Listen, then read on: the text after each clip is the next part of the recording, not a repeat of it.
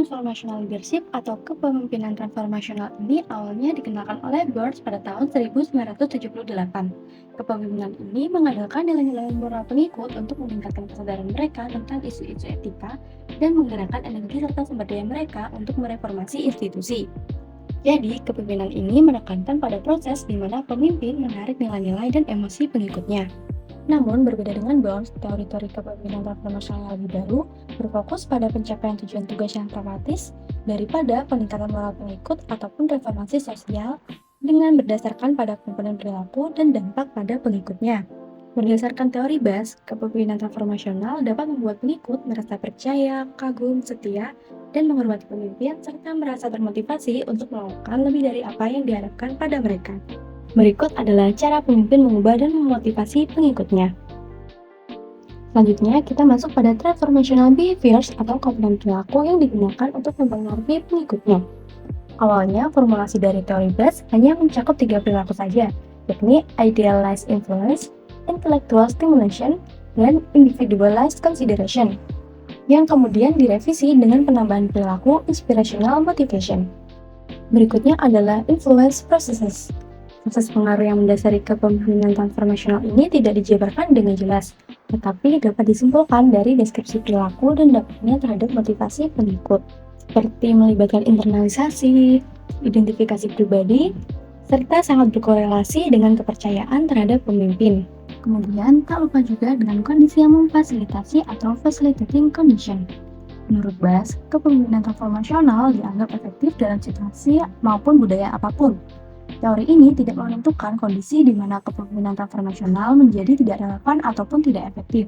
Namun, terdapat sejumlah variabel situasional yang dapat meningkatkan kemungkinan terjadinya kepemimpinan transformasional ataupun memperkuat dampaknya terhadap pengikut. Di antaranya, kepemimpinan transformasional menjadi lebih penting dalam situasi yang dinamis dan tidak stabil, yang dapat meningkatkan kebutuhan akan perubahan. Selain itu, hal ini mungkin terjadi apabila pemimpin didorong dan diberi wewenang untuk bertindak fleksibel dan inovatif, misalnya pada organisasi yang tidak begitu hierarki dengan budaya kewirausahaan. Di sisi lain, penelitian cross-culture menunjukkan kepemimpinan tersebut mungkin lebih sering digunakan dalam beberapa budaya daripada yang lainnya, serta bukti bahwa sifat dan nilai-nilai pengikut dapat menentukan bagaimana mereka merespon perilaku transformasional seorang pemimpin. Selanjutnya, kita akan membahas mengenai transformational leadership versus charismatic leadership. Nah, untuk mempermudah teman-teman memahami perbedaannya, di sini kami sajikan tabel perbandingan antara tipe kepemimpinan transformasional dengan kepemimpinan karismatik. Yang perlu teman-teman ingat adalah, kalau pemimpin transformasional itu, pemimpinnya melakukan hal-hal yang dapat menginspirasi, mengembangkan, dan memberdayakan pengikutnya, serta mengurangi ketergantungan pengikut pada pemimpinnya. Nah, kalau pemimpin karismatik, itu pemimpinnya melakukan hal-hal yang menumbuhkan citra sebagai sosok yang luar biasa pada dirinya sendiri, yang mana ini bisa memicu identifikasi personal dan kemudian menimbulkan ketergantungan pengikut pada pemimpinnya. Selanjutnya, kita masuk ke evaluation of the theories. Yang pertama ada kontribusi teori. Teori-teori ini menjelaskan beberapa hal yang tidak cukup dijelaskan oleh teori-teori sebelumnya, seperti pengaruh luar biasa pemimpin pada bawahan mereka, pentingnya reaksi emosional pengikut terhadap pemimpin, pentingnya perilaku simbolis dan peran pemimpin dalam memaknai peristiwa, serta teori ini telah mencakup variabel yang lebih lengkap dalam menjelaskan kepemimpinan yang efektif. Kemudian ada kritik mengenai apa yang benar-benar baru. Sulit untuk menjelaskan apa yang benar-benar baru karena banyak sekali hype yang dibesar-besarkan. Banyak hal yang ditulis sebagai terobosan baru itu sebenarnya merupakan pengemasan ulang dari teori-teori lama yang sudah ada. Jadi, apa yang ditemukan di teori-teori ini itu bukan tidak berguna ya teman-teman, tapi perlu disadari bahwa ilmu ini bukan benar-benar baru dari nol. Selain itu, teori-teori baru ini juga memiliki beberapa kelemahan konseptual. Yang pertama, kurang menjelaskan bagaimana proses pengaruh antara pemimpin dan pengikutnya itu bisa terjadi. Jadi, kita nih hanya tahu apa yang dilakukan oleh pemimpin itu, tapi kita belum sepenuhnya paham bagaimana cara kerja persisnya tindakan itu dalam mempengaruhi pikiran dan hati pengikutnya. Kedua, kurang memperhatikan proses pengaruh timbal balik, kepemimpinan bersama, dan pengaruh antar sesama pengikut. Ketiga, gagal menjelaskan fungsi pemimpin yang berorientasi pada tugas dan peran eksternal pemimpin, seperti misalnya memantau lingkungan dan menjadi juru bicara. Yang keempat, kurang menjelaskan bagaimana pemimpin itu bisa mempengaruhi kinerja keuangan dan kelangsungan hidup organisasinya. Dan yang terakhir, kurang memperhatikan variabel situasional yang menentukan apakah kepemimpinan transformasional atau karismatik akan terjadi, dan seberapa efektif itu nantinya. Selanjutnya, kita akan membahas tentang pengaplikasian atau panduan bagi para pemimpin. Nah, yang pertama ada merumuskan dan mengartikulasikan visi dengan jelas dan menarik.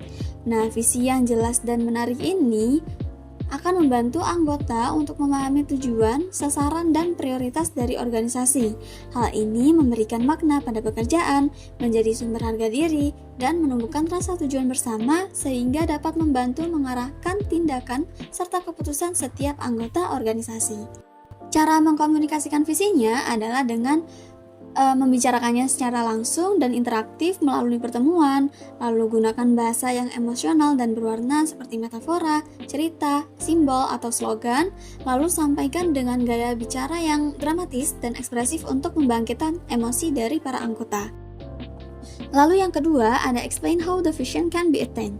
Nah, pemimpin harus dapat meyakinkan anggotanya bahwa visi tersebut dapat diwujudkan dengan strategi-strategi yang kredibel.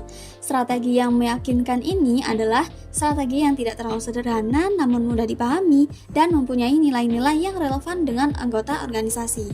Lalu yang ketiga ada act confident and optimistic. Nah, kepercayaan diri dan optimisme pada keberhasilan mencapai visi sangat diperlukan dan pemimpin harus menunjukkannya melalui kata-kata yang tegas dan tindakan atau bahasa tubuh yang positif. Sikap optimis ini akan menular pada anggota sehingga dapat memotivasi anggota untuk bekerja sama dalam mencapai visi. Selain itu, pemimpin juga perlu lebih fokus pada pencapaian yang telah diraih dan aspek positif dari visi tersebut daripada hambatan yang akan dialami. Lalu yang keempat, ada express confidence in followers. Anggota perlu percaya pada kemampuan mereka sendiri agar dapat mencapai suatu visi. Untuk membantu hal tersebut, pemimpin perlu mendorong para anggota untuk lebih percaya diri dan optimis pada kemampuan mereka dengan menunjukkan kepercayaannya. Hal ini dipengaruhi oleh efek Pygmalion, di mana kinerja orang cenderung meningkat ketika pemimpin memiliki ekspektasi tinggi dan menunjukkan kepercayaan pada mereka. Nah, pemimpin dapat membangun kepercayaannya pada anggota dengan mengingatkan mereka akan kesuksesan yang telah diraih di masa lalu. Lalu, gunakan analogi dengan tim lain yang berhasil, serta meninjau kekuatan, aset, dan sumber daya yang mereka miliki. Yang kelima, gunakan tindakan simbolis atau dramatis. Nah, untuk memperkuat atau menekankan nilai-nilai yang ada dalam visi, leader dapat menggunakan aksi simbolis atau dramatis yang konsisten nih. Nah, tindakan ini akan menjadi cara dalam mengkomunikasikan kunci utama visi sehingga dapat membantu anggota menginternalisasikan nilai tersebut. Terdapat beberapa faktor yang meningkatkan pengaruh, yakni dengan mengambil risiko kerugian pribadi yang besar, melakukan pengorbanan diri, atau melakukan hal-hal yang tidak konvensional. Misalnya, seorang pemimpin organisasi memiliki visi untuk memberikan kualitas terbaik dalam memproduksi barang.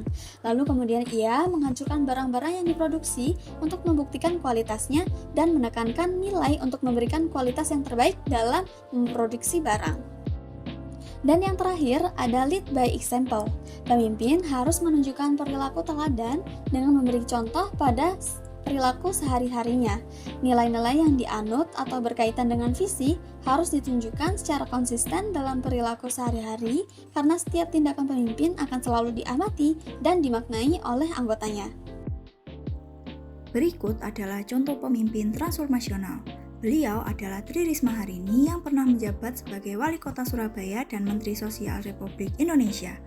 Bu Risma menunjukkan karakter kepemimpinan yang mencerminkan nilai-nilai transformasional seperti saat ia menjabat sebagai Wali Kota Surabaya.